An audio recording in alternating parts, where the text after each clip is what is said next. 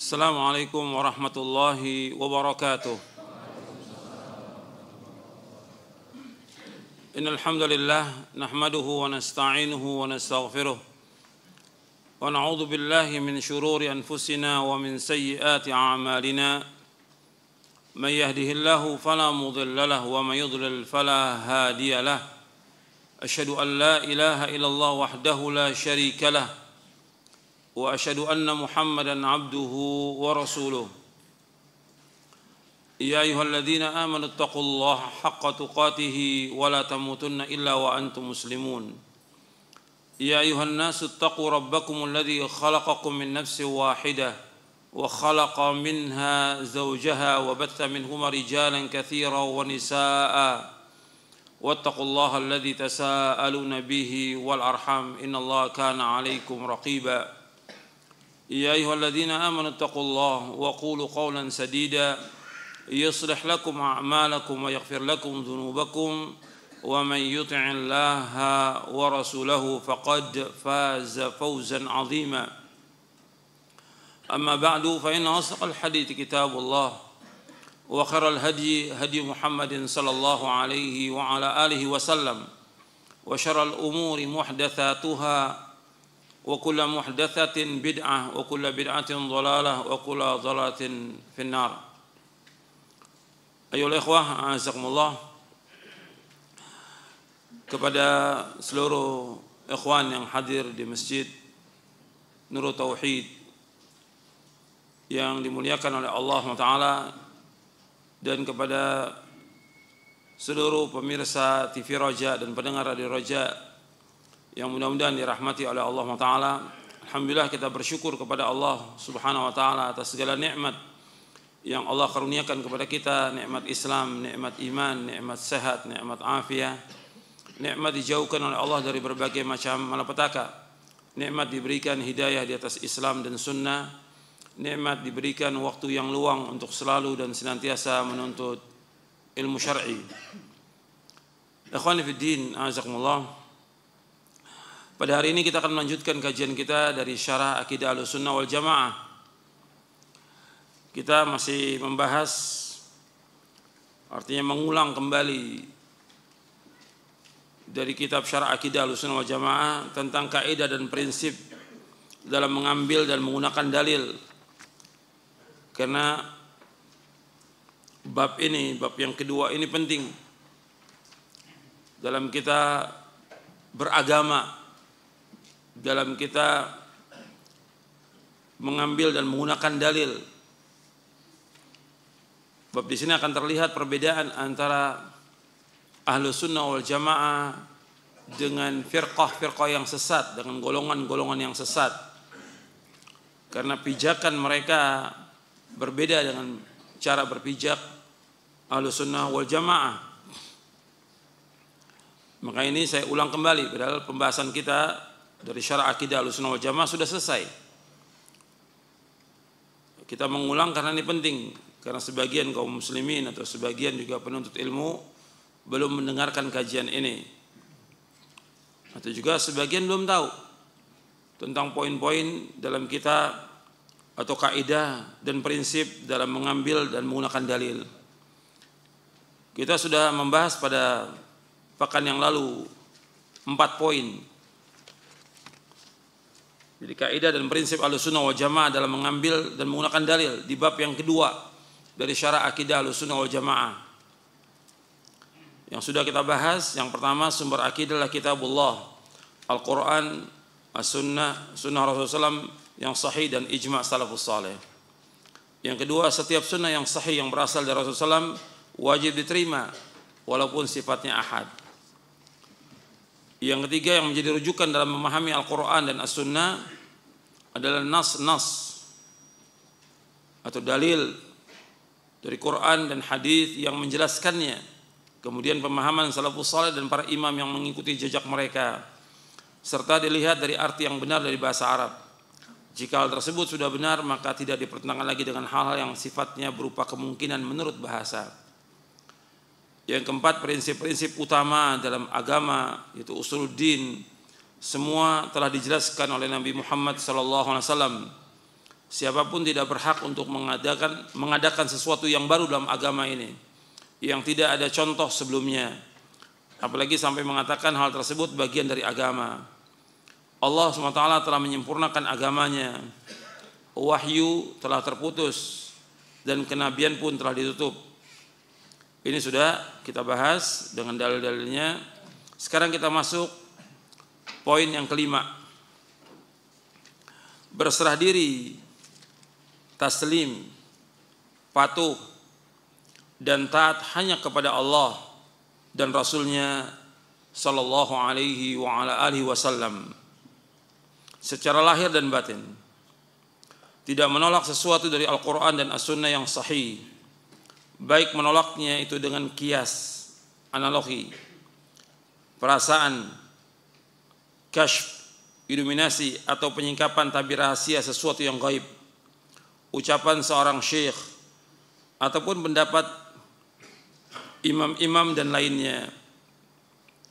Allah SWT berfirman, "Fala wa rabbika la yu'minuna hatta yuhakkimuka fima shajara bainahum, thumma la yajidu fi anfusihim harajan mimma qadaita wa yusallimu taslima." Allah berfirman dalam surah An-Nisa ayat 65, artinya, maka demi Rabbmu mereka tidak beriman sebelum mereka menjadikan engkau Muhammad sebagai hakim dalam perkara yang mereka perselisihkan, sehingga kemudian tidak ada rasa keberatan dalam hati mereka terhadap putusan yang engkau berikan dan mereka menerima dengan sepenuhnya. Allah juga berfirman dalam surah Al-Hasyr ayat 7, "Wa ma atakumur rasulu fakhudhu wa ma nahakum anhu fantahu wattaqullaha innallaha syadidul iqab." Apa yang diberikan Rasul kepadamu, artinya apa yang datang dari Rasul, maka terimalah, dan apa yang larangnya maka tinggalkanlah, dan bertakwalah kepada Allah, sungguh Allah itu sangat keras hukumannya. Kita bahas poin yang kelima ini. Disebutkan bahwa berserah diri, taslim, patuh, dan taat hanya kepada Allah dan Rasulnya secara mutlak, lahir dan batin. Jadi ini harus kita perhatikan bahwa kita wajib taslim. Nanti saya akan jelaskan dalil-dalilnya secara mutlak. Tadi sudah dibawakan satu ayat dari surah An-Nisa ayat 65. Tidak boleh menolak sesuatu dari Al-Quran dan As-Sunnah yang sahih, baik menolaknya dengan kias, analogi. Kias ini tidak ada berkaitan dengan masalah akidah. Dalam akidah tidak ada kias, seperti yang disebutkan oleh Imam Al-Barbahari dalam kitabnya Syarh Sunnah. Ini kitab yang kita bahas setiap bulan, setiap hari Ahad. Dijelaskan oleh Imam Al-Barbahari dalam kitabnya Syarh Sunnah di poin yang ke-9 berkaitan dengan masalah akidah ini.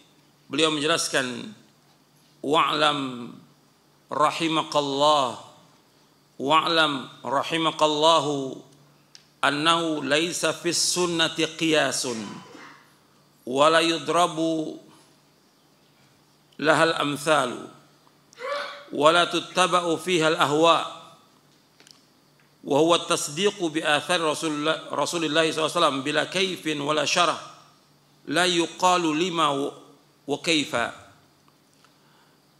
Kata Imam Al-Barbahari rahimahullah, kata beliau dalam kitabnya Syarh Sunnah, ketahuilah, mudah-mudahan Allah merahmati kamu, bahwasanya tidak ada dalam sunnah ini kias.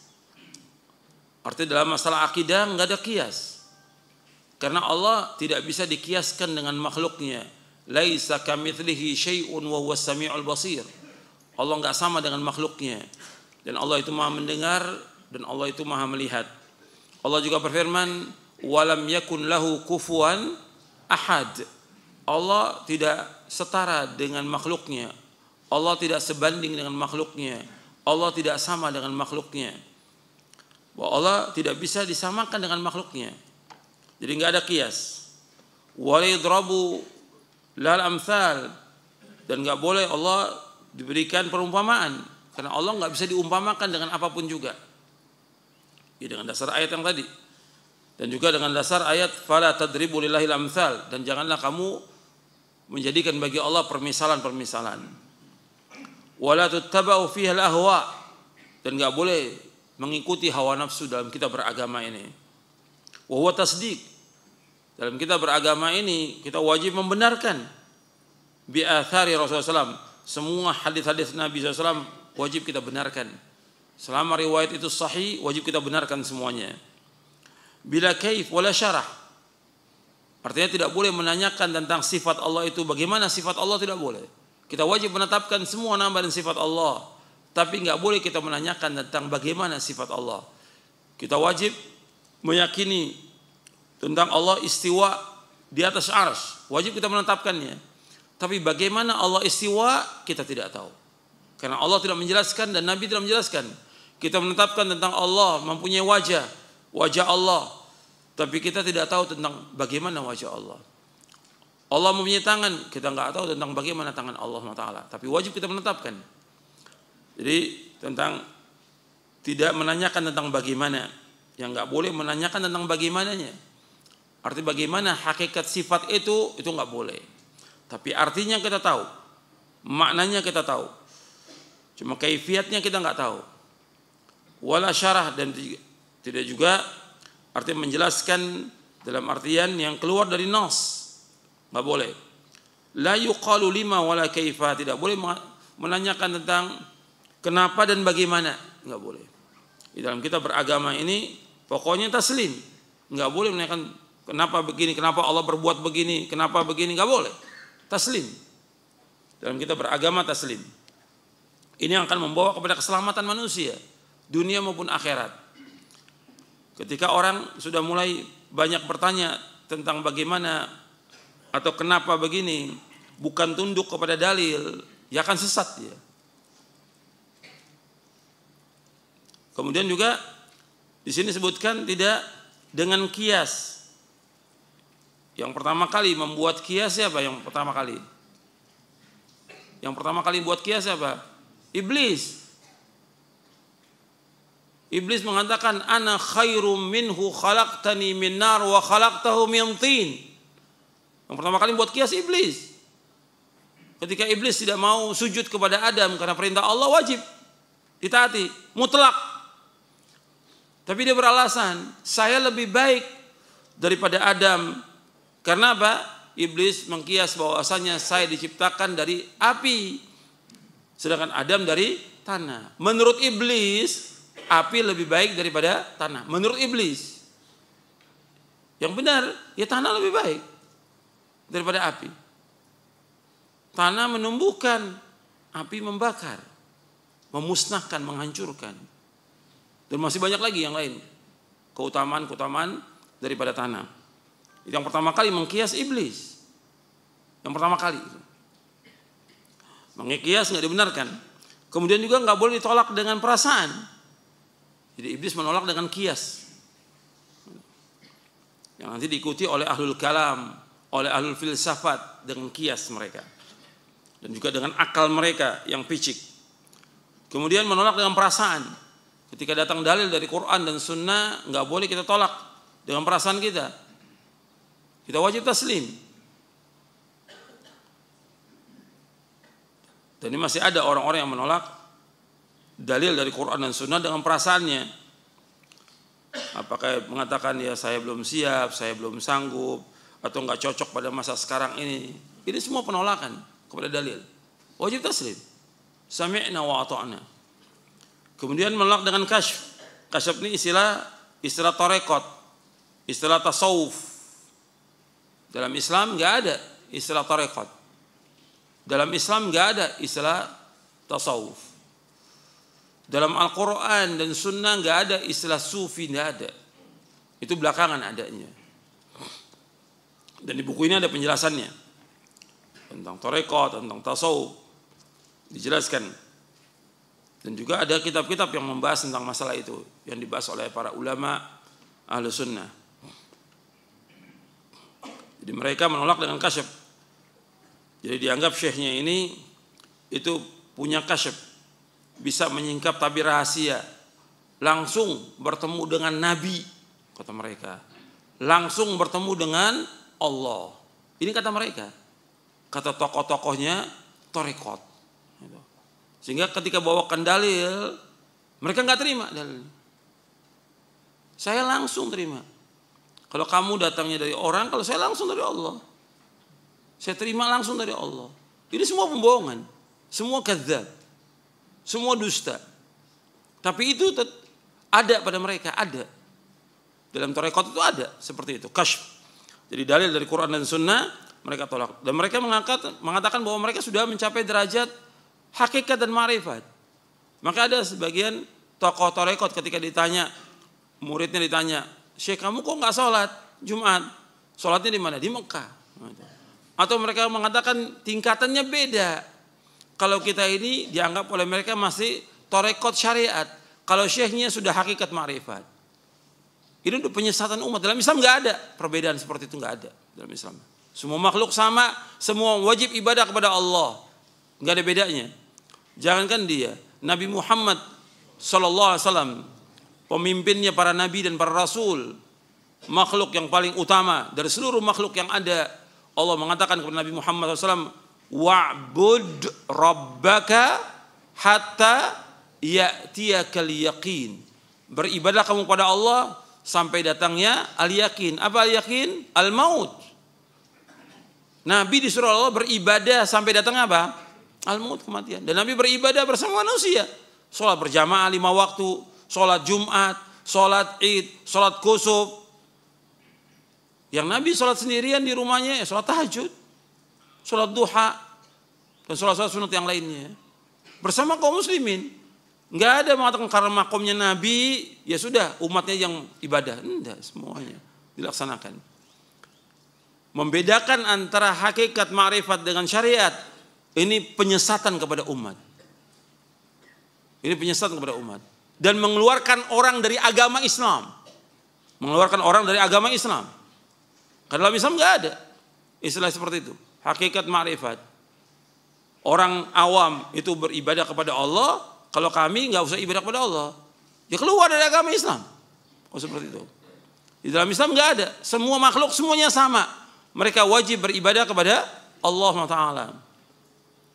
Jadi nggak ada istilah seperti ini nggak ada. Jadi masih ada di kalangan mereka, di kalangan tarekat, tasawuf masih ada seperti ini. Itu iluminasi atau penyingkapan tabir rahasia sesuatu yang gaib, ini nggak ada.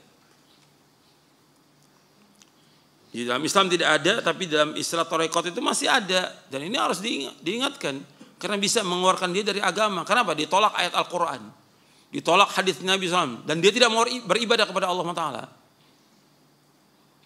Bisa keluar dari agama Islam mereka ini. Kemudian nggak boleh juga kalau sudah datang dalil dari Quran dan Sunnah itu ditolak dengan ucapan seorang syekh, nggak boleh. Ditolak ucapan seorang syekh atau pendapat imam-imam dan lainnya, nggak boleh. Tentang kasyaf, perbedaan antara hakikat dan syariat, ini ada di buku ini penjelasan, nanti Anda bisa lihat di poin 51 juga biar antum tahu. Karena ini dipegang oleh mereka, oleh ahlul bidah ini. Pernyataan tentang hakikat dan syariat di poin ke-51 di halaman 423. Pembagian istilah tarekat, syariat, hakikat dan ma'rifat adalah istilah yang baru, yang muhdats, yang diadakan oleh kaum sufi. Yang dimaksud hakikat menurut mereka adalah kedudukan seorang yang telah mencapai maqam atau kedudukan tertentu. Sehingga dengan maqam itu dapat menggugurkan kewajiban syariat Islam. Sedangkan syariat adalah istilah untuk kedudukan orang awam yang masih melaksanakan kewajiban syariat Islam. Istilah ini pada hakikatnya dapat membatalkan dan menggugurkan ajaran agama Islam sehingga dapat mengeluarkan orang itu dari Islam. Keluar dari agama Islam ini. Di dalam Islam nggak ada seperti ini.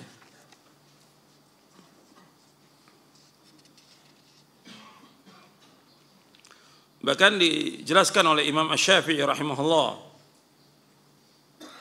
Untuk melihat di halaman 424 dalam buku Syarah Aqidah Ahlussunnah wal Jamaah, Yunus bin Abdul A'la As-Sadafi rahimahullah yang wafat tahun 264 Hijriah pernah menyatakan, aku berkata kepada Imam Asy-Syafi'i rahimahullah, aku mendengar sahabat kita Al-Laits bin Sa'd menyatakan bahwa apabila kita melihat seorang yang bisa berjalan di atas air, janganlah kita langsung menanggapinya sebagai wali Allah sebelum kita mengukur amalnya dengan Quran dan Sunnah.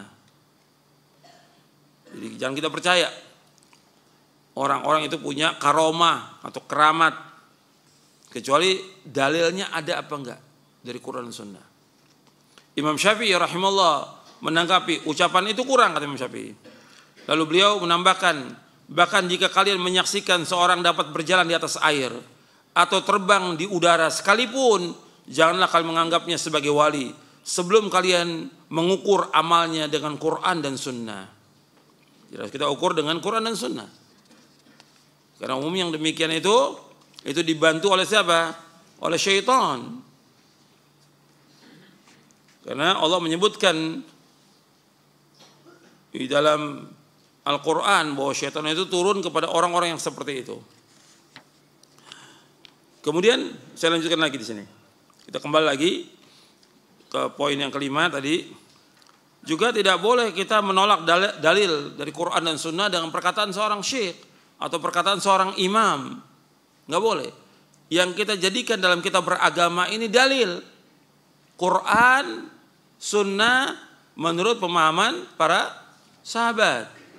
Adapun perkataan seorang syekh, seorang imam, dalil atau bukan? Bukan dalil. Dan para imam semua mengatakan kalau ada pendapatku menyalahi sunnah Rasulullah, kata mereka apa? Buang pendapatku.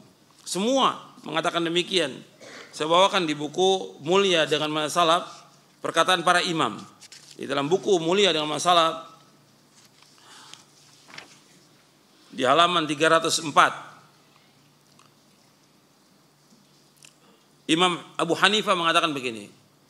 Ini penjelasan-penjelasan ini penting karena apa? Di masyarakat masih menganggap perkataan seorang syekh itu udah segala-galanya. Gurunya, kiainya, ustadznya, ajengannya, atau yang lain dianggap segala-galanya. Sehingga apabila datang dalil dari Quran Sunnah, ini dalil. Kata syekh saya begini, kata ustadz saya begini, kata guru saya begini. Seolah-olah perkataan gurunya lebih tinggi dari apa? Dari dalil dari Quran dan Sunnah. Ini sesat, nggak boleh dalam Islam. Anda melihat penjelasan Imam Abu Hanifah rahimahullah mengatakan, tidak halal bagi seorang mengambil perkataan kami selama ia belum mengetahui dari mana kami mengambilnya. Artinya nggak boleh bagi orang mengambil perkataan Abu Hanifah sampai tahu dari mana dalilnya, dari mana mengambilnya. Bahkan beliau juga mengatakan apabila suatu hadis sahih maka itulah mazhabku. Kemudian Imam Malik bin Anas rahimahullah mengatakan, itu tadi yang pertama perkataan Abu Hanifah rahimahullah. Kemudian Imam Malik bin Anas rahimahullah mengatakan, sesungguhnya aku hanya seorang manusia biasa. Terkadang aku benar dan terkadang aku salah. Maka lihatlah pendapatku. Setiap pendapatku yang sesuai dengan Alkitab dan As-Sunnah, maka ambillah. Dan setiap yang tidak sesuai dengan Alkitab dan As-Sunnah, maka tinggalkanlah. Ini disebutkan dalam kitab Iqadul Himam dan juga dalam kitab Jami' Bayan Ilmi wa Fadlih oleh Imam Ibnu Abdul Bar. Jadi Imam Malik bin Anas, gurunya Imam Syafi'i mengatakan, kata beliau, aku seorang manusia biasa, terkadang salah, terkadang benar. Lihat pendapatku, setiap pendapatku yang sesuai dengan Alkitab dan Sunnah ambil, yang tidak sesuai tinggalkan. Ini perkataan Imam Malik, Imam Darul Hijrah rahimahullah. Kemudian perkataan Imam Syafi'i. Imam Syafi'i rahimahullah mengatakan setiap orang pasti terlewat dan terluput darinya salah satu sunnah Rasulullah SAW. Apapun pendapat yang aku katakan atau prinsip yang aku tetapkan, kemudian ada hadis dari Rasulullah SAW yang ternyata bertentangan dengan pendapatku, maka apa yang disabdakan Rasulullah SAW itulah yang diambil dan itulah yang menjadi pendapatku. Jadi kalau pendapatku menyalahi sunnah Rasulullah, maka kamu ambil sabda Rasulullah, buang pendapatku. Ini pendapat Imam Syafi'i rahimahullah. Ini disebutkan oleh Imam Baihaqi dalam kitabnya Manaqib al-Imam Asy-Syafi'i dan juga disebutkan oleh Imam Ibnu Qayyim dalam kitabnya I'lamul Muwaqqi'in di juz yang keempat. Beliau juga Imam Syafi'i rahimahullah mengatakan, setiap yang aku ucapkan namun ada hadis dari Nabi SAW yang sahih menyelisih pendapatku, maka hadis Nabi SAW itulah yang lebih patut diikuti. Maka jangan kalian taklid kepadaku. Imam Syafi'i mengatakan jangan kalian taklid kepadaku. Jadi kata Imam Syafi'i rahimahullah, setiap yang aku ucapkan namun ada hadis dari Nabi SAW yang sahih yang menyelisih pendapatku, maka hadis Nabi SAW itulah yang lebih patut diikuti. Maka janganlah kalian taklid kepadaku. Ini dibawakan oleh Imam Baihaqi dalam kitabnya Manaqib Al-Imam Asy-Syafi'i dan juga oleh Imam Ibnu Qayyim dalam kitabnya I'lamul Muwaqqi'in. Kemudian yang keempat, Imam Ahmad bin Hanbal rahimahullah. Jadi Imam Hanafi, Maliki, Syafi'i, Hambali. Imam Ahmad bin Hanbal rahimahullah mengatakan kalian tidak boleh taklid kepadaku. Tidak boleh juga taklid kepada Malik, Syafi'i, Auza'i dan Ats-Tsauri. Tetapilah ambillah dari mana mereka mengambil. Dari mana mereka mengambil dalil, ambil. Dijelaskan oleh Imam Ibnu Qayyim dalam kitabnya I'lamul Muwaqqi'in di juz yang ketiga. Jadi seluruh imam semuanya mengatakan, seluruh imam, Imam Hanafi, Maliki, Syafi'i, Hambali yang dikenal dengan imam yang empat, mereka semua mengatakan kalau ada pendapatku menyalahi sunnah Rasulullah, buang pendapatku. Ini imam-imam mujtahid mutlak mereka semuanya ini. Imam Ahlus Sunnah wal Jamaah semuanya. Mereka mengatakan kalau ada pendapatku menyalahi sunnah Rasul, buang pendapatku. Yang wajib diikuti dalil dari Quran dan As-Sunnah. Maka ini harus kita berpegang dalam kita beragama, ini penting ini. Karena banyak kaum muslimin yang sesat atau menyimpang dari jalan yang lurus disebabkan ya begitu. Mereka berpegang kepada perkataan syekhnya atau ustadznya atau gurunya, meninggalkan Quran dan Sunnah. Ya sesat. Kalau orang sudah meninggalkan Quran dan Sunnah, sesat. Pasti udah sesatnya pasti. Kalau orang sudah meninggalkan Quran dan Sunnah, mengikuti pendapat manusia, dia akan sesat. Pada pekan yang lalu saya jelaskan bahwa nenek moyang bukan ukuran kebenaran. Antum sudah catat itu. Antum lihat penjelasannya. Dalilnya juga saya sebutkan. Kemudian juga saya sebutkan bahwa orang banyak bukan ukuran kebenaran. Antum lihat ya catatan. Begitu juga kiai, guru, ustadz itu bukan ukuran kebenaran. Dalam surah At-Taubah ayat 31 dan juga yang lainnya. Saya sudah sebutkan dalil-dalilnya pada pekan yang lalu. Saya nggak perlu mengulangi lagi. Sekarang kita akan bahas tentang wajibnya taslim ini. Ini penting dalam kita beragama, kewajiban kita kalau sudah datang dalil dari Quran dan Sunnah, sami'na wa ata'na. Ini paling penting. Ini yang membawa manusia selamat dunia akhirat. Ketika mereka menimbang-nimbang dengan pikirannya, dengan akalnya, dengan ra'yunya, dengan perasaannya, ini sesat. Akan menolak dalil. Makanya kewajiban kita begitu datang dalil, sebagaimana para sahabat radhiyallahu anhum ajma'in, mereka begitu datang dalil, terima, sami'na wa ata'na, selamat. Antum lihat dalil-dalilnya di halaman 57 dan seterusnya.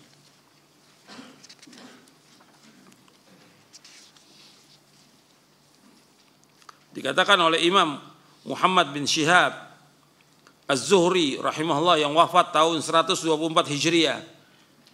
Beliau mengatakan minallahi ar-risalah wa 'ala ar-rasuli al-balaghu wa 'alaina taslim.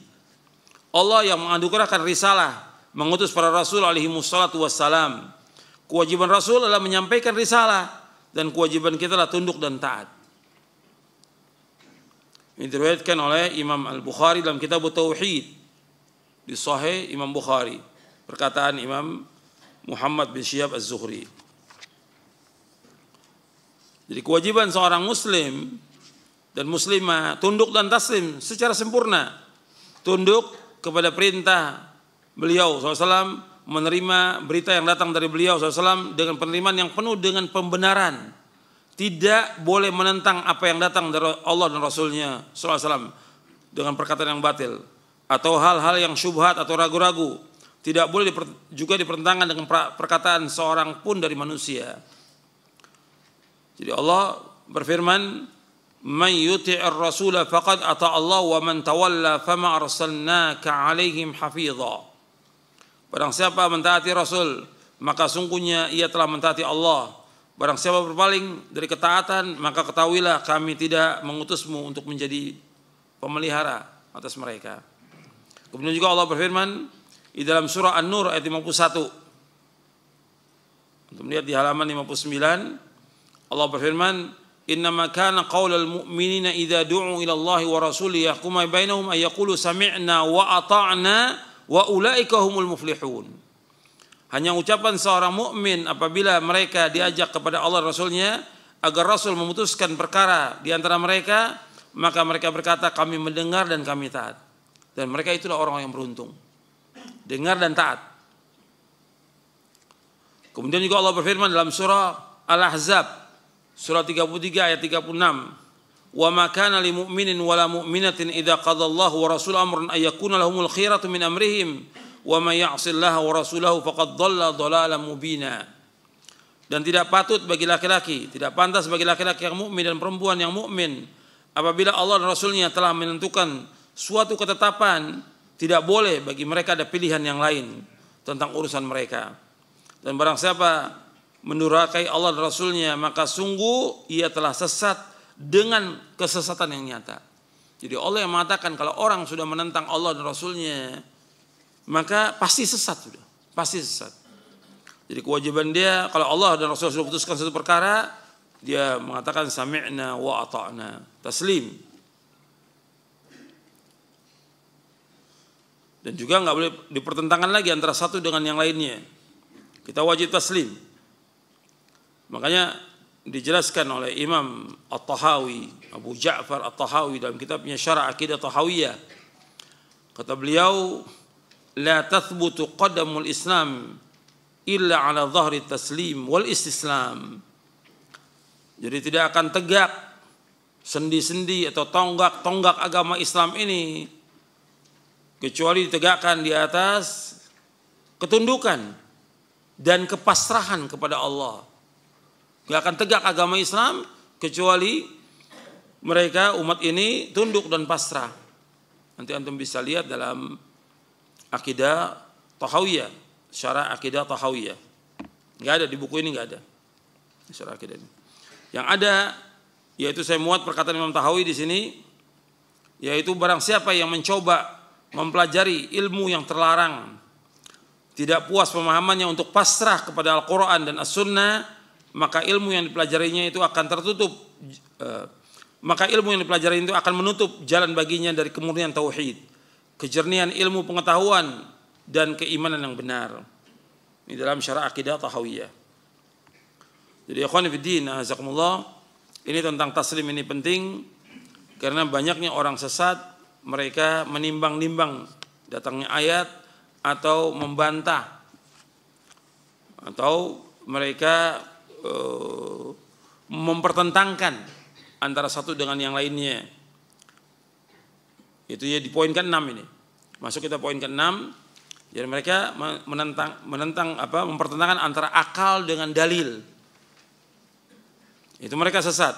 Makanya di poin ke-6 saya tegaskan di sini, yaitu dalil akli, itu dalil akal yang benar sesuai dengan dalil naqli. Naqli itu dalil yang sahih dari Quran dan Sunnah, itu naqliyah, atau dalil naqliyah atau sam'iyah dari Quran dan Sunnah. Adapun dalil akal, dalil akli itu semata-mata akal. Dalil akli, akal yang benar akan sesuai dengan dalil naqli, nas yang sahih. Sesuatu yang qat'i, yang pasti dari kedua dalil tersebut tidak akan bertentangan selamanya. Apabila sepertinya ada pertentangan di antara keduanya, maka dalil naqli, ayat ataupun hadis harus didahulukan. Maksudnya, untuk melihat penjelasannya di bawahnya itu, maksudnya Al-Quran dan As-Sunnah yang sahih selama-lamanya tidak akan bertentangan dengan akal yang waras.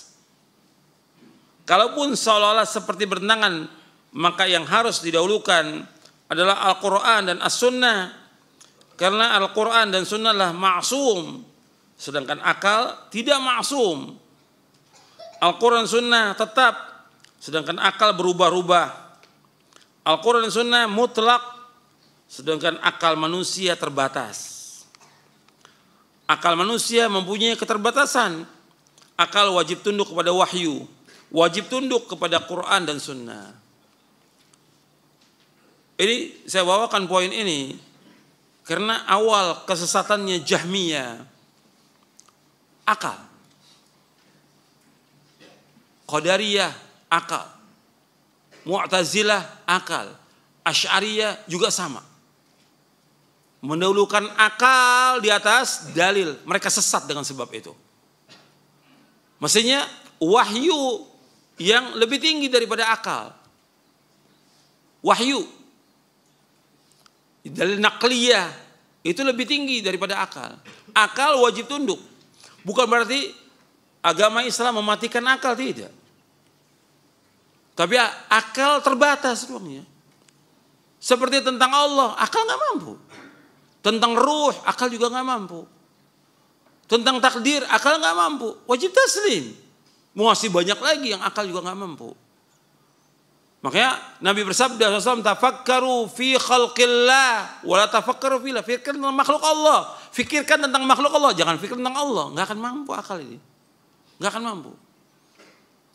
Nah, ketika akal mulai berbicara tentang Allah tanpa dalil, nah ini dikatakan mereka ahlul kalam, mutakallimin. Berbicara tentang Allah dengan akalnya, sesat mereka. Sesat. Makanya kalau kita lihat orang-orang filsafat ini orang-orang yang bingung mereka. Orang yang bingung. Makanya Syekhul Islam Ibnu Taimiyah rahimahullah nulis kitab namanya Dar'u Ta'arul Aql wan Naql. 10 jilid, 11 jilid dengan fihrisnya. Dar'u Ta'arul Aql wan Naql. Pertentangan atau menolak adanya pertentangan akal dengan nakal. Karena nggak akan pertentangan. Mereka yang mulai pada hakikatnya tidak ada dalil dari Quran dan Sunnah yang sahih bertentangan dengan akal manusia, tidak ada selama-lamanya, tidak ada. Cuma mereka dengan kata mereka orang pintar, hakikatnya orang bodoh. Orang bodoh. Mereka mengatakan seolah-olah akal ini pokok kata mereka dari segala-galanya. Kalau seandainya bertentangan akal dengan wahyu, kata mereka imma umpamanya ditolak dua-duanya, ini mustahil. Atau diterima dua-duanya juga mustahil. Atau diterima dari nakal, mustahil juga. Kata-kata mereka nakal nggak bisa, karena sumbernya bisa kita pahami nakal itu dengan akal, berarti akal diterima. Itu awal disebutkan oleh Syekhul Islam Ibnu Taimiyah dalam buku ini, Dar'u Ta'arul Aql wan Naql. Pertama kali ini di awal-awal disebutkan oleh Syekhul Islam pernyataan tokohnya dari imam mazhab Asy'ariyah, dari firqah Asy'ariyah. Ini Imam Fakhrul Razi. Imam Fakhrul Razi. Di awal dia seperti itu. Jadi Imam Fakhrul Razi ini dia bingung. Nanti saya akan bacakan bagaimana bingungnya dia. Terakhir dia tobat. Dan ini banyak, bukan hanya dia. Al-Ghazali. Banyak lagi, puluhan sudah. Yang mereka ini bingung. Jadi kata Imam Fakhruddin Ar-Razi, Abu Abdullah Fakhruddin Muhammad bin Amr Al-Hasan bin Al-Husain Ar-Razi, yang lahir tahun 544 Hijriah, wafat tahun 606 Hijriah. Ini min a'immatil Asy'ariyah. Ini kitab Dar'u Ta'arul Aql wan Naql ditahqiq oleh Dr. Muhammad Rashad Salim. Ditulis oleh Syekhul Islam Ibnu Taimiyah. Ini tahqiq oleh Dr. Muhammad Rashad Salim. Disebutkan bahwa Ar-Razi ini dia imam dari mazhab atau dari firqah Asy'ariyah. Kata Imam Ar-Razi mengatakan, "Idza ta'aradil adillatu sam'iyyah wal aqliyah, aw as-sam' wal aql, aw an-naql wal aql, aw adh-dhawahir an-naqliyah wal qawati al-aqliyah, aw nahwi dhalik min al-ibarat, fa imma yajma'a bainahuma, wa huwa muhal. Li'annahu jama'a baina an-naqidaini, wa imma yuradda jami'an, wa imma yuqaddam as-sam' wa huwa muhal. Li'anna al-aqla aslun naql." Itu perhatikan di sini. Kata Imam Fakhruddin Ar-Razi, kata beliau, apabila bertentangan dalil-dalil sam'iyah, dalil wahyu, Quran dan Sunnah, wal aqliyah, dalil akal, atau istilahnya sama dan akal, atau nakal dan akal, atau zahirnya dari nakli dan juga dalil akli, atau yang lainnya dari ibarat-ibarat yang lain. Yang pertama, dikumpulkan dua-duanya. Muhal, mustahil dikumpulkan, kata dia. Karena mengumpulkan dua yang bertentangan. Wa imma yuradda jami'an, atau ditolak semuanya. Wa imma yang ketiga, didahulukan as-sama', yaitu wahyu. Ini kata Ar-Razi, wa imma yuqaddam as-sama' wa muhal. Mustahil, kata dia. Li'anal aqla, karena akal aslun naql, asalnya naql. Jadi ini falau qaddamnahu alaika nadzalika qadhan fil aql alladhi huwa aslun naql. Kalau seandainya kita dahulukan wahyu, maka ini celaan untuk akal. Padahal akal itu merupakan sumbernya naql. Ini pendapat, bingung sudah ini. Jadi Fakhruddin Ar-Razi ini bingung. Syekhul Islam menjelaskan bahwa ini pada hakikatnya mereka ini orang-orang yang bingung. Akal ini jadi pijakan mereka. Orang-orang filsafat itu pijakannya akal. Dan kalau antum lihat pokok dari sumber bid'ah dan perpecahan manusia akal. Pertama kali, akal. Sumber bid'ah akal. Maka saya jelaskan di sini. Nanti ada penjelasan tentang akal, bukan berarti Islam mematikan akal, tidak. Tidak. Imam Fakhruddin Ar-Razi ini di akhir hayatnya dia tobat karena bingung dia. Yang selamat itu ikuti salaf sudah. Quran wa sunnah al-fahmi salaf. Saya bacakan tentang akhir kehidupannya dia. Jadi dia mengatakan di akhir hayatnya itu bahwa dia kembali kepada mazhab salaf. Karena bingung dia. Imam Fakhruddin Ar-Razi. Jadi kita harus lihat tokoh-tokoh ini pada hakikatnya mereka sendiri bingung di akhir hayatnya.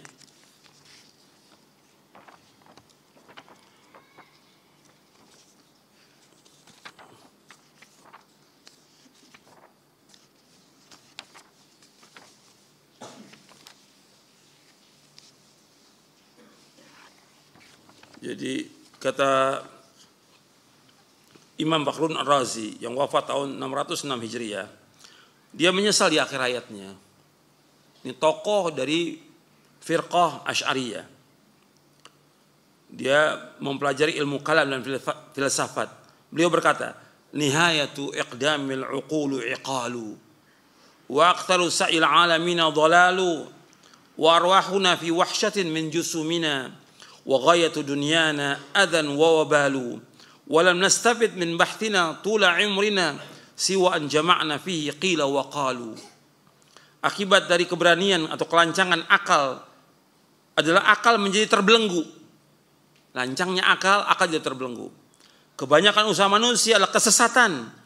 Ruh-ruh kami dalam keterasingan dari jasad kami. Akhir dunia kami adalah sakit, batinnya tersiksa. Orang-orang filsafat mutakallimin tersiksa dan kekacauan dalam berpikir. Kami tidak mendapat manfaat apa-apa dalam kajian kami seumur hidup kecuali hanya mengumpulkan konon katanya dan katanya, bukan dalil. Kemudian beliau berkata lagi, "Sungguh aku telah mengkaji metode ahli kalam dan cara pandang filsafat, maka aku melihatnya tidak dapat menyembuhkan orang sakit dan tidak pula melenyapkan dahaga. Aku mendapati metode terdekat adalah metode Quran. Aku membaca ayat yang menetapkan sifat Allah Ar-Rahman al-Arsy istawa. Allah yang Maha Pemurah bersemayam di atas arsy. Allah berfirman, "Ilaihi yas'alul kalimut thayyib wal amal salih." Kepadanya akan naik perkataan yang baik dan amal kebajikan. Dan dia mengangkatnya. Kemudian tentang ayat yang menafikan persamaan, permisalan. Laisa kamitslihi syai'un wa huwas samiul basir. Tidak ada satupun yang serupa dengan Allah dan Allah Maha mendengar dan Maha melihat. Allah juga berfirman, "Wala yuhituna bihi ilma." Sedang ilmu mereka tidak dapat meliputi ilmu Allah. Barang siapa yang mencoba apa yang telah aku coba, niscaya dia akan mengetahui apa yang aku ketahui.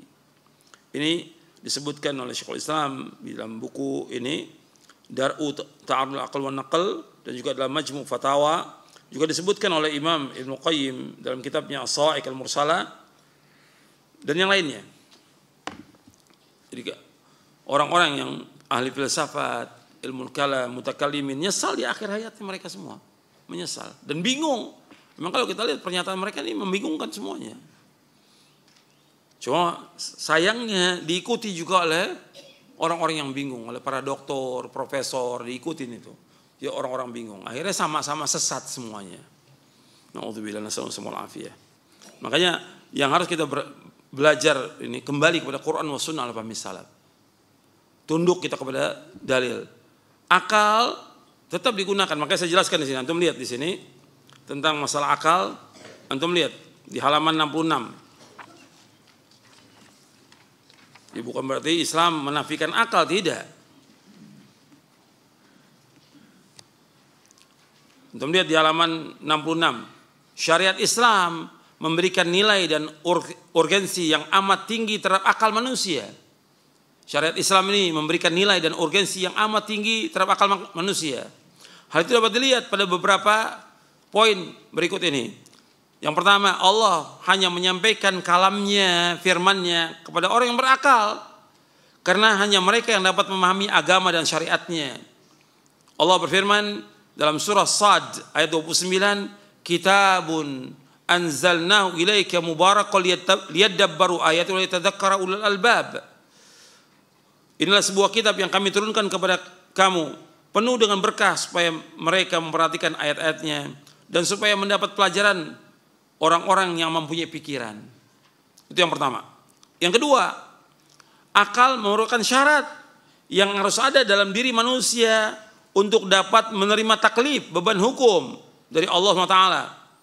Hukum-hukum syariat tidak berlaku bagi mereka yang tidak menerima taklif. Di antara yang tidak menerima taklif adalah orang gila karena kehilangan akalnya.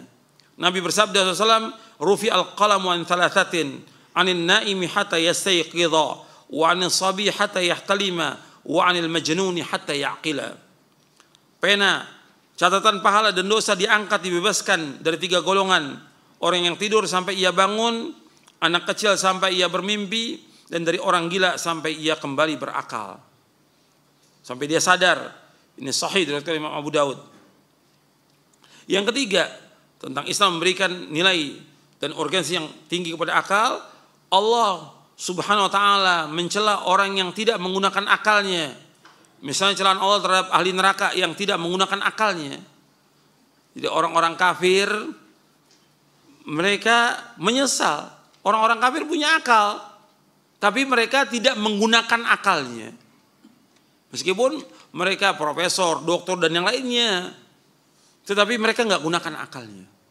Allah berfirman, "Wa qalu law kunna nasma'u wa na'qilu ma kunna fi ashabis sa'ir." Dan mereka berkata, sekiranya dahulu kami mendengarkan atau memikirkan peringatan itu, tentulah kami tidak termasuk penghuni neraka yang menyala-nyala. Ya, termasuk orang-orang yang mengikuti jejaknya orang-orang kafir ini. Nyesal nanti kalau dia tidak menggunakan akalnya, menolak ayat Al-Quran atau hadis Nabi dengan akalnya, dia akan mengikuti orang-orang kafir.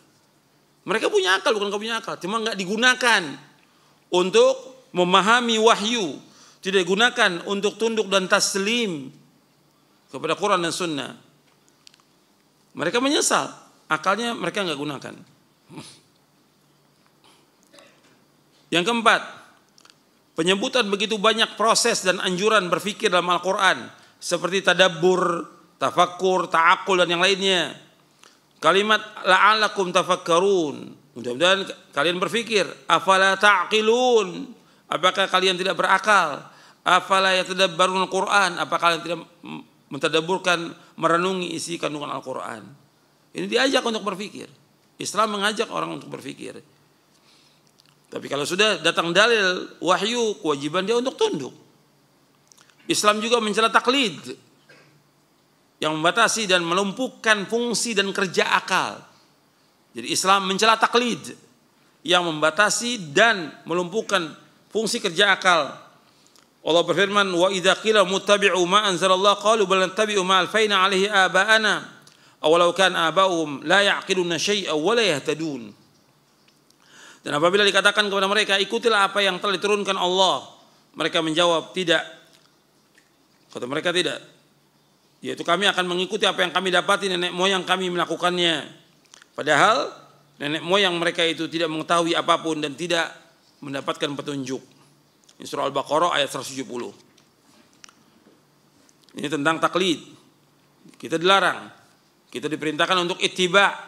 Kata Imam Ahmad bin Hanbal rahimahullah, ittiba adalah seorang mengikuti apa yang datang dari Rasulullah SAW. Kalau taklid itu menerima pendapat orang lain tanpa dalil, menerima pendapat tanpa dalil, itu namanya taklid.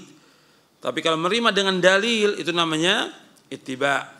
Penerimaan riwayat berdasarkan diterimanya hujjah, itu namanya ittiba. Kemudian yang keenam, Islam memuji orang-orang yang menggunakan akalnya dalam memahami dan mengikuti kebenaran. Islam memuji orang-orang yang menggunakan akalnya dalam memahami dan mengikuti kebenaran. Allah berfirman, "Fabashshir 'ibad alladzina yastami'una al-qawla fayattabi'una ahsana, ulaika alladzina hadahumullah wa ulaika hum ulul albab."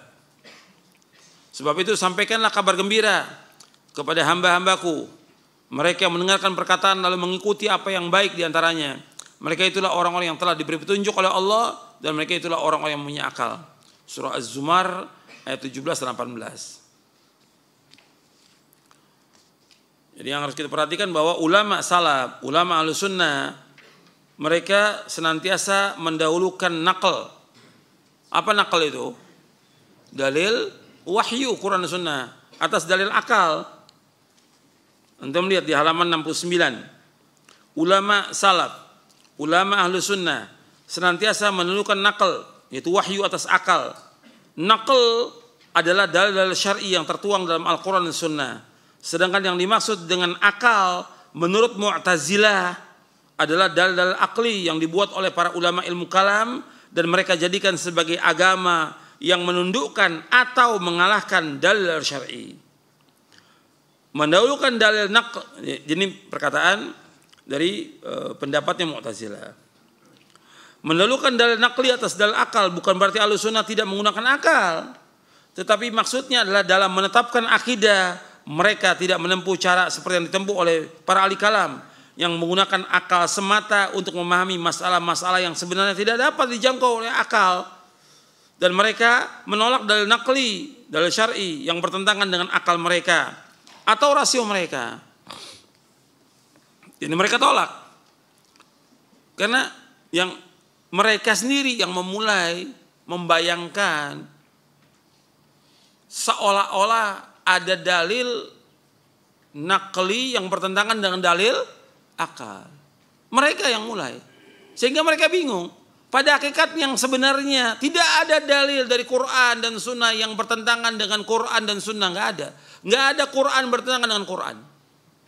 Nggak ada Quran yang bertentangan dengan Sunnah yang sahih.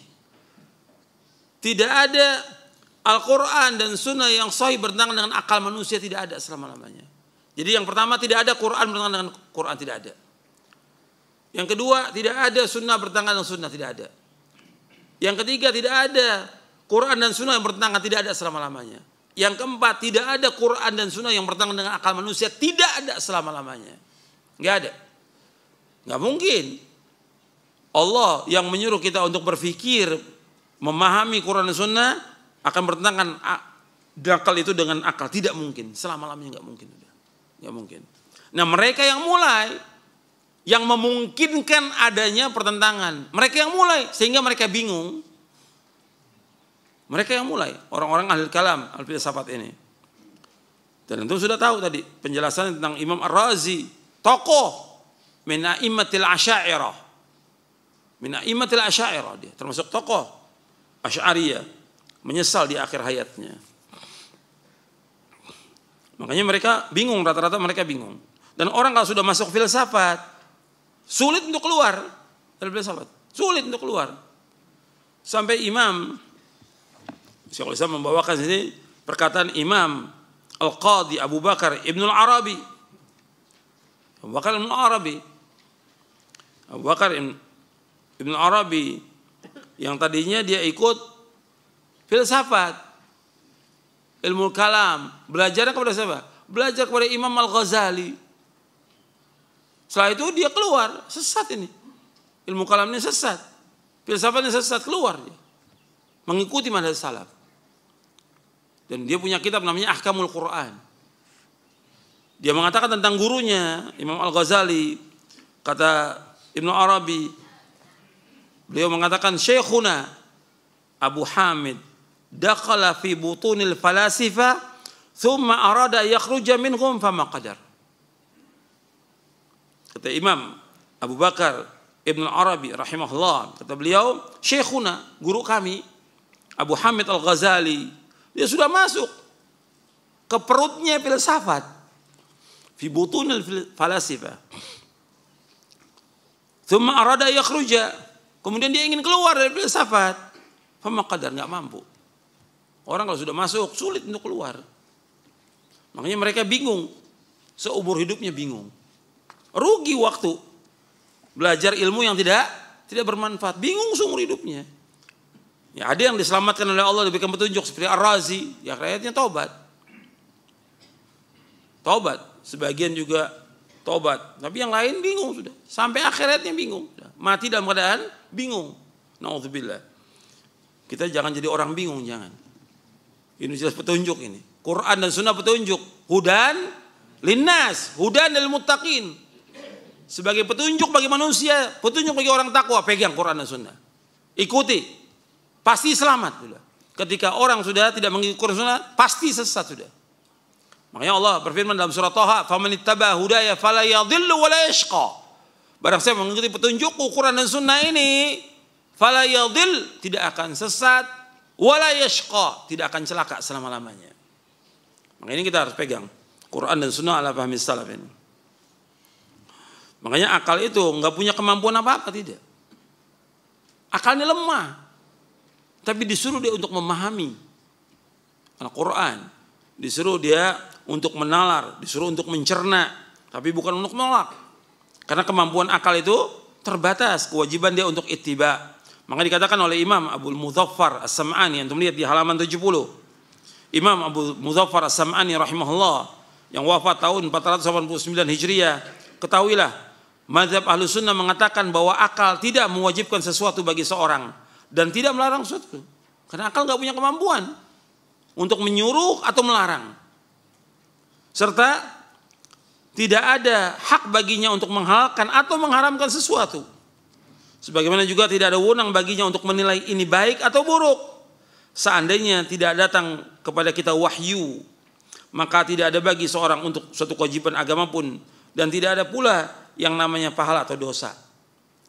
Karena akal tidak tahu ini baik atau tidak baik, nggak tahu dia. Ini halal atau tidak halal, nggak tahu.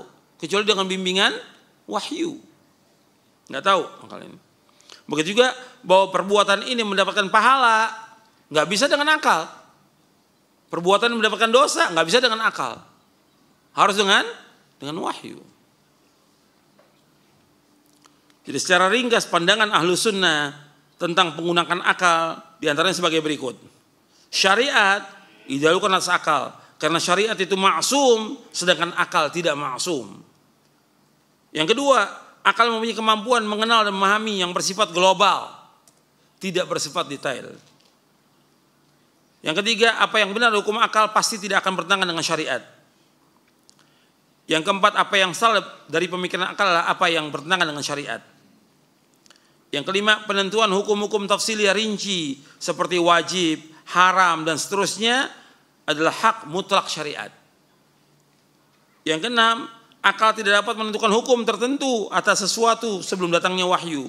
Walaupun secara umum ia dapat mengenal dan memahami yang baik dan buruk, tapi rincinya tidak bisa dia mengetahui. Batasan atas pahala dan dosa ditentukan oleh syariat. Yang kedelapan, janji dan ancaman neraka sepenuhnya ditentukan oleh syariat. Yang kesembilan, tidak ada kewajiban tertentu dari Allah yang ditentukan oleh akal kita kepadanya.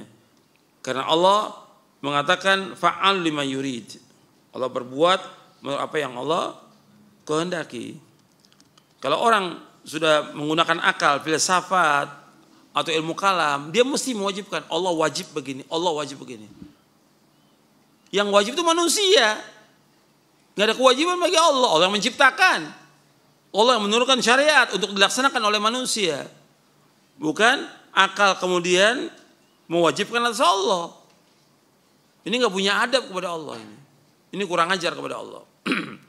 Allah nggak boleh ditanya juga kenapa Allah berbuat begini, nggak boleh. La yus'alu amma yaf'alu wa hum yus'alun. Allah nggak boleh ditanya tentang apa yang Allah perbuat. Dan mereka akan ditanya oleh Allah. Ini nas dalil dari Al-Quran. La yus'alu amma yaf'alu wa hum yus'alun.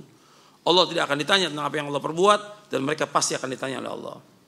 Kemudian dalil mereka tentang masalah akal ini disebutkan ada 30 hadis yang berkaitan dengan akal yang biasa digunakan oleh mutakallimin, pengagung akal, namun semuanya palsu. Semuanya hadis palsu, nggak boleh jadikan dalil. Makanya Syekh Al-Albani rahimahullah di dalam silsilah hadis ad-dhaifah. Silsilah hadis ad-dhaifah ini 12 jilid. Satu jilidnya 500 hadis. Beliau tulis. Satu jilidnya beliau tulis 500 hadis tentang hadis yang dhaif dan palsu. Yang pertama dari 12 jilid itu yang beliau tulis tentang yang pertama ad-dinu wal aql, untuk membantah ini. Ini merupakan sumber kesesatan. Mengatakan bahwa agama itu akal. Wa man la dina la aqlalah. Agama la akal, barang siapa tidak mempunyai agama maka tidak memiliki akal. Hadis ini batil. Jadi Syekh Muhammad Nasrul Albani rahimahullah mengawali kitab silsilah hadis dhaifah wal mawdu'ah dengan lafaz ini.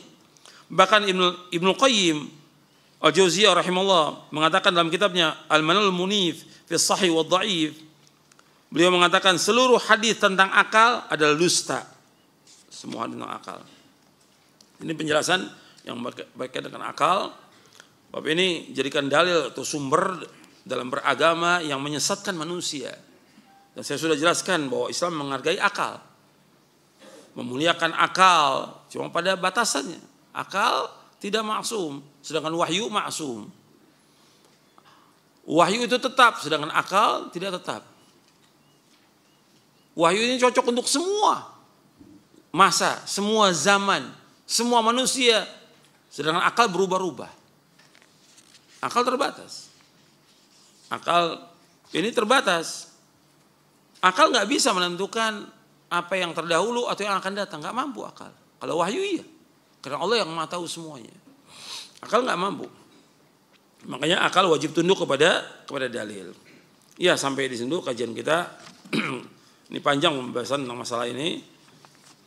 Makanya Syekhul Islam mengkhususkan untuk membantah ini karena ini sumber kesesatan dari firqah-firqah yang sesat, dari Jahmiyah, Mu'tazilah, Asy'ariyah dan yang lainnya. Ini mereka menggunakan akal sehingga mereka sesat. Begitu juga ini 10 jilid dibahas. Ini tahqiq oleh Dr. Rasyad Salim, buku Syekhul Islam, dan 11 jilid dengan fihrisnya. Kemudian Ibnu Qayyim juga membantah dalam kitabnya As-Sawa'iq Al-Mursalah. As-Sawa'iq Al-Mursalah.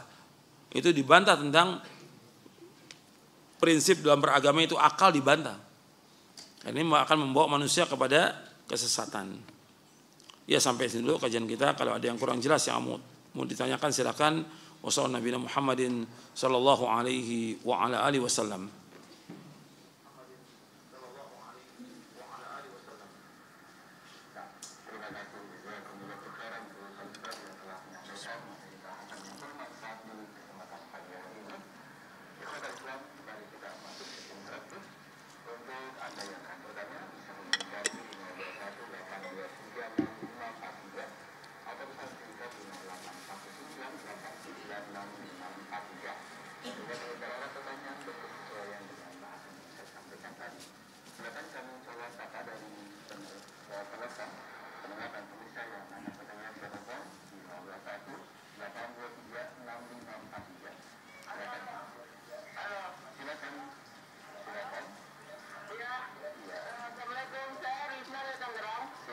Assalamualaikum. Boleh nanya nggak? Kata adik saya, kalau misalnya itu dia kuliah tuh, kuliah lagi. Kata dia, kalau orang kayak saya atau kayak orang-orang yang baru-baru tahu sunnah tahu hadis, itu kalau misalnya ngomongin bid'ah gitu nggak boleh. Tapi kan saya kan ngomongin bid'ah buat binafsi saya. Iya, untuk binafsi saya mau supaya mendawai keluarga saya sama orang-orang terdekat saya bilang bid'ah karena saya tahu dari roja itu. Saya bilang saya ini masih mukhalif sunni. Kalau mukhalif sunni itu nggak boleh ngomongin bid'ah kecuali. Baik, untuk pertanyaan sudah kami terima. Terima kasih Ibu yang bertanya tadi. Silakan Ustaz. Iya. Jadi pertanyaan Ibu tadi mengatakan kalau orang baru belajar itu jangan mudah-mudah membid'ahkan. Ya memang orang harus belajar dalam kita beragama ini harus tahu dalil lebih dahulu. Dalilnya harus tahu. Dan dia yang paling penting ketika dia belajar niatnya dia untuk memahami agama ini. Karena Allah merintahkan dia untuk belajar agama. Karena wajib bagi setiap muslim dan muslimah menuntut ilmu, wajib. Thalabul ilmi faridatun ala kulli muslimin. Menuntut ilmu itu wajib atas setiap muslim dan muslimah. Yang kedua yang harus perhatikan bahwa dia niatkan ketika belajar itu untuk memahami agama ini, untuk menghilangkan kebodohan yang ada pada dirinya, dan juga untuk mengamalkan apa yang terdapat dalam dalil. Itu yang paling penting. Jadi ketika dia belajar itu bagaimana dia mengamalkannya dengan ikhlas dan ittiba karena Allah.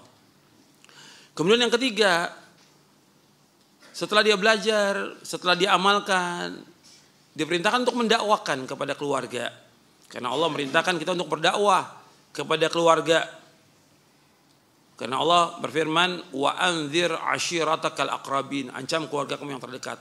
Allah juga berfirman, ya ayyuhalladzina amanu qu anfusakum wa ahlikum nara. Wahai orang beriman, jaga diri kamu dan keluarga kamu dari api neraka. Dakwah. Cuma yang harus diingat, yang keempat dalam dakwah itu apa yang harus kita mulai. Pembahasan kita 3 poin terakhir di syarah akidah sudah saya jelaskan bahwa dalam dakwah itu yang harus kita mulai dari al-aham fal muhim. Yang paling penting dulu dalam dakwah itu apa yang paling pokok. Umpamanya di rumah kita keluarga itu dia berbuat kesyirikan. Kemudian dia juga berbuat bid'ah-bid'ah yang lainnya. Yang kita dakwakan yang mana dulu? Syiriknya dulu. Bagaimana dia tidak pergi ke kubur-kubur, minta-minta di kubur, supaya dia nggak berangkat ke dukun-dukun. Itu dulu dijelaskan. Dan ini perlu waktu. Tentunya tidak langsung dikatakan perbuatan itu syirik. Tapi jelaskan dulu tentang tauhidnya kepada Allah. Bagaimana meyakinkan dia bahwa Allah yang menciptakan segala sesuatu, Allah yang memberikan rezeki, Allah yang menghidupkan, Allah mematikan, dan segala macam. Jelaskan kalau Allah yang segala-galanya, maka kita wajib untuk beribadahnya kepada Allah. Semua ibadah kita wajib tujukan kepada Allah. Nggak boleh kita palingkan. Ketika memalingkan ibadah kepada selain Allah, namanya syirik. Baru jelaskan tentang bahaya syirik. Jadi perlu tahapan dalam dakwah. Nah ini tidak. Begitu tahu ngaji ini pulang ke rumah ini bid'ah, ini bid'ah, ini bid'ah, ini bid'ah. Ini enggak hikmah dalam dakwah dan enggak boleh dalam Islam seperti itu. Semua dibid'ahkan, ya orang enggak sanggup, enggak bisa terima. Akhirnya yang nuduh, wah ini orang ini ngajinya benar atau sesat ini. Timbulnya seperti itu karena apa? Karena langsung membid'ahkan orang. Tidak demikian. Dakwah ini mengajak orang kepada Quran, kepada Sunnah, mengajak orang kepada pemahaman yang benar, pemahaman agama yang benar. Jelaskan tentang rukun Islam yang 5, jelaskan tentang rukun iman yang 6, jelaskan. Kalau kita belum mampu, ya udah kita jelaskan yang mendasar aja dulu tentang kalimat tauhid, tentang bagaimana cara wudu, jelaskan aja. Jadi harus bertahap dalam kita berdakwah karena Nabi memerintahkan kepada sahabat Mu'adz dan ada di sini hadisnya. Di akhir-akhir pembahasan tentang dakwah tauhid, Nabi menyuruh Mu'adz bin Jabal radhiyallahu an untuk berdakwah pertama kali tauhid dulu. Setelah mereka paham, jelaskan tentang salat, mereka paham, jelaskan tentang zakat. Jadi ada tahapan dalam berdakwah itu perlu tahapan. Tapi jangan kita tahu semua kita sampaikan. Enggak semua yang kita tahu harus kita sampaikan semuanya, tidak. Bertahap. Karena apa? Manusia juga menerimanya juga enggak semua sama seperti kita. Dalam kita belajar, enggak mungkin semua ilmu kita serap dalam sekali, enggak mungkin. Begitu juga orang dalam memahami agama ini. Kita jelaskan yang paling pokok dulu tentang tauhid dan bahayanya syirik. Baru setelah itu jelaskan tentang sunnah-sunnah Nabi dan juga tentang masalah bid'ah. Kemudian baru setelah itu yang lain-lain yang maksiat-maksiat. Kalau mau terkumpul kepada mereka apa aja ada di situ, jelaskan yang paling pokok dulu. Apa? Mereka melanggar, perbuatan ini dilanggar, ini dilanggar, ini bid'ah. Jelaskan dulu yang paling pokok apa? Yang jelas paling pokok tentang tauhid. Dan yang paling besar, dosa besar yang paling besar, kemungkaran yang paling besar apa? Syirik, jelaskan itu dulu. Jadi ada tahapan dalam dakwah. Nah kebanyakan kadang-kadang kita tidak langsung aja memvonis orang, ya bid'ah. Ini yang akhirnya kemudian orang-orang yang mengaji Quran dan Sunnah pahami salaf dituduh tukang membid'ahkan orang. Ini kalau tidak, itu salah paham. Tapi juga nggak boleh mengatakan bahwa nggak boleh membid'ahkan orang juga salah. Artinya penjelasan tentang bid'ah ini dari Nabi Muhammad SAW yang menjelaskan. Tentang semua bid'ah itu sesat, Nabi yang menjelaskan kullu bid'atin dhalalah wa kullu dhalalatin finnar. Ini kita bahas pada pekan yang lalu. Jadi harus dipahami tentang masalah itu dan kita tetap berdakwah, tetap menyampaikan. Tapi kalau kita sebagai orang yang baru, yang penting antum belajar semuanya. Yang saya ingatkan kepada semua yang baru belajar atau baru ngerti tentang Quran dan Sunnah, kemudian yang baru bertaubat, belajar dan belajar. Itu paling penting, belajar. Karena dengan belajar ini kita akan paham tentang Quran, tentang Sunnah. Kadang-kadang orang begitu baru taubat, sibuk dia. Sibuk dakwah. Belum waktunya dakwah. Belum waktunya, masih jauh perjalanan dakwah. Kalau dakwah syaratnya harus dengan ilmu. Atau jadi panitia pengajian. Belajar dulu, antum belajar. Jadi semua panitia pengajian juga saya ingatkan antum belajar. Duduk di majelis ilmu. Karena kalau jadi panitia, udah jadi seksi repot. Udah repot ke sana kemari, nggak belajar. Akhirnya dianggap bahwa dia menguasai agama padahal nol, nggak ngerti agama sama sekali. Ya, silakan yang lain.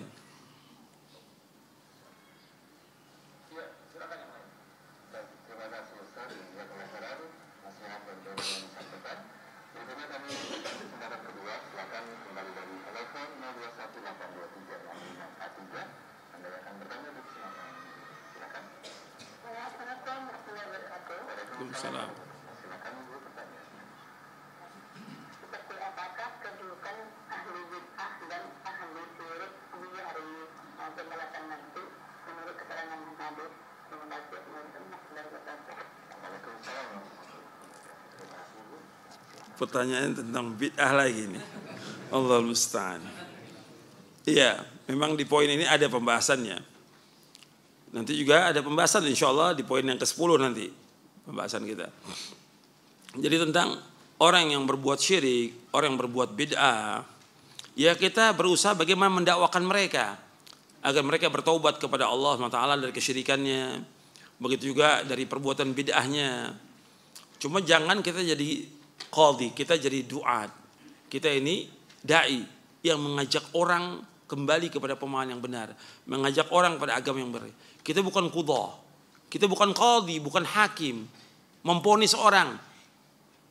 Ini ahlul bid'ah, ini ahlul syirik. Seperti tadi, kalau tadi bid'ah, sekarang enggak. Ini ponis lagi, lebih tinggi lagi ini. Ini ahlul bid'ah, ini ahlul syirik, ini munafik, ini. Enggak boleh dalam Islam. Kita ini doa yang mengajak manusia kepada kebaikan, mengajak orang kepada kebenaran, mengajak orang kepada Quran wa Sunnah fahmi salaf, mengajak orang kepada tauhid. Kita mengajak, bukan menghukumi. Gitu. Adapun soal nanti mereka bagaimana, kita serahkan kepada Allah. Kita nggak tahu tentang akhir kehidupan. Adapun ketika Nabi bersabda, sallallahu alaihi wasallam, kullu bid'atin dhalalah wa kullu dhalalatin finnar. Setiap bid'ah itu sesat, setiap kesesatan tempat neraka. Ini bentuknya hadis, ini namanya hadis wa'id namanya. Hadis apa? Wa'id, ancaman. Diancam orang itu masuk neraka. Bukan pasti neraka, bukan. Ancaman, diancam mereka masuk neraka. Bisa juga tidak terbukti seperti dijelaskan oleh Syekhul Islam Ibnu Taimiyah.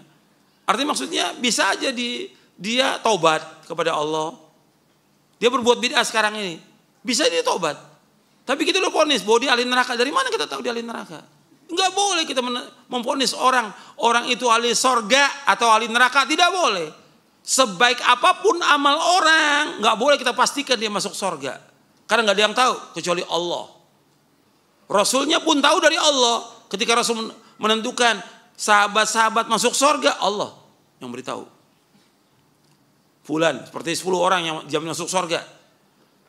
Sebaik apapun amal orang itu, nggak boleh ditentukan dia masuk sorga, nggak boleh. Kita nggak tahu tentang akhir kehidupan seorang.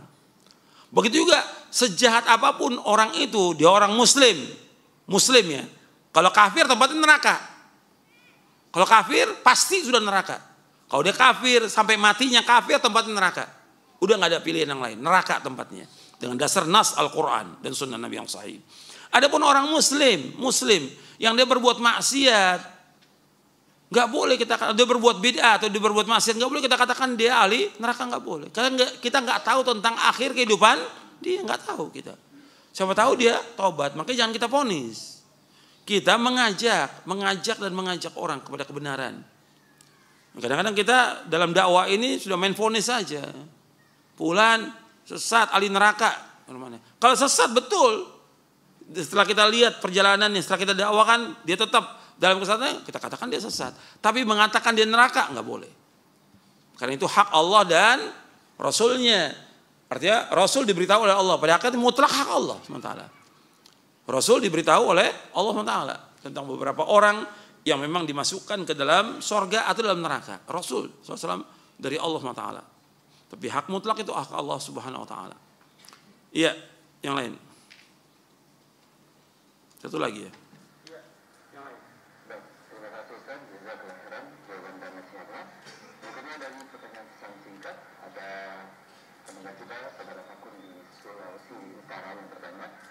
Assalamualaikum warahmatullahi wabarakatuh. Mau bertanya, apakah hakikat akal dan fungsi akal terhadap wahyu? Mohon penjelasan dan nasihat Al-Ustaz. Tadi kalau dia ikut kajian sudah kita bahas tentang fungsi akal. Sudah kita bahas. Nanti dilihat di buku ini halaman 66 sampai halaman 71. Jadi saya nggak usah mengulangi. Sudah kita bahas di halaman 66 dari buku ini sampai halaman 71 tentang akal dan fungsi akal. Bagaimana Islam ini menghormati akal, tapi akal punya keterbatasan dan yang lainnya. Ada lagi ya, pesan singkat.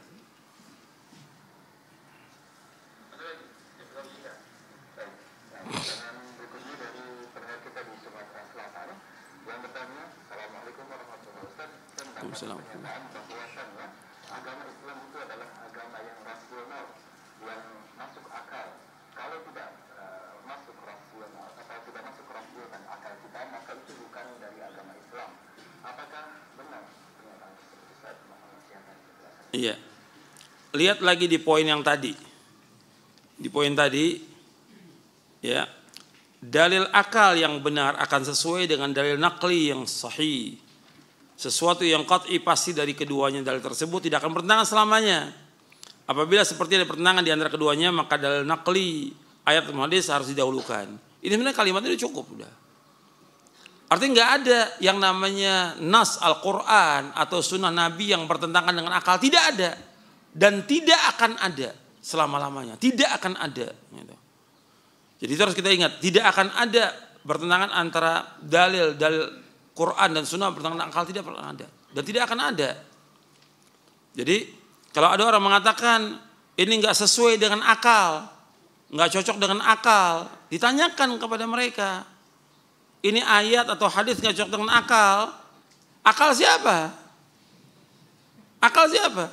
Kan beda-beda akal. Akalnya orang awam, akalnya penuntut ilmu, akalnya ustadz, akalnya profesor, akalnya orang sekarang, akalnya orang mana? Gitu. Akalnya para sahabat terima semuanya dalil itu. Akalnya tabi'in semua terima. Tabi'ut tabi'in terima. Ini akal yang waras. Berarti ketika nggak terima, ya akalnya nggak waras dia. Maka kita tanya, akal siapa? Apa akalnya dia lebih hebat dari akalnya para sahabat? Apa akalnya dia lebih hebat dari akalnya Imam Syafi'i rahimahullah? Harus ditanyakan. Jadi ketika orang mengatakan bahwa ini nggak sesuai atau nggak cocok dengan akal saya, ini akal dia yang tidak waras. Bukan dalil dari Quran Sunnah. Dalil Quran Sunnah wahyu dari Allah SWT. Nggak boleh ditolak selama-lamanya. Kufur kalau menolak Quran dan Sunnah. Makanya bingung. Ahli filsafat itu bingung semuanya. Ahli kalam itu bingung semuanya.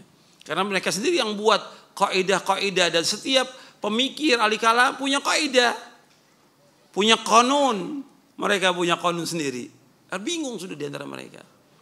Makanya akhir kehidupan mereka dalam keadaan bingung. Kita jangan bingung, jangan. Kita sudah dapat dalil petunjuk dari Quran Sunnah. Kita ingin wafat dalam keadaan husnul khatimah. Itu harus yang kita ingin. Kita berpegang dengan dalil Quran Sunnah. Dan ini mudah, nggak sulit. Nggak sulit, terima, tunduk, taslim, udah, nggak sulit. Laksanakan apa yang sudah diperintahkan oleh Allah dalam Al-Quran dan Sunnah, laksanakan. Taslim, sami'na wa ta'na, selamat. Tapi ketika menentang, kemudian mengatakan nggak cocok dengan akal, nah ini mulai awal kesesatan dia. Nah, terus tuh, karena itu kan lingkaran setan, terus seperti yang terjadi pada mutakalimin, orang ahli filsafat. Sebagiannya keluar dari Islam. Sebagian mereka keluar dari Islam. Seperti yang disebutkan oleh Syekhul Islam Taimiyah, oleh Ibnu Qayyim dan yang lainnya. Yang tadinya mereka awalnya pendidikannya Quran Sunnah, ketika masuk belajar filsafat, ilmu kalam, sesat. Sesat. Makanya kita hati-hati. Kita pelajari Quran dan Sunnah ala fahmi salaf dan ikuti, yakini, berpegang teguh, amalkan. Kemudian terus belajar sampai kita diwafatkan oleh Allah. Itu jalan selamat. Itu saja yang perlu saya sampaikan. Mudah-mudahan bermanfaat untuk saya dan untuk antum sekalian. Kurang lebihnya saya mohon maaf. Wassalamualaikum Nabi Muhammad SAW. Subhanakallahumma bihamdik. Asyhadu an la ilaha illa anta astaghfiruka wa atubu ilaik. Assalamualaikum warahmatullahi wabarakatuh.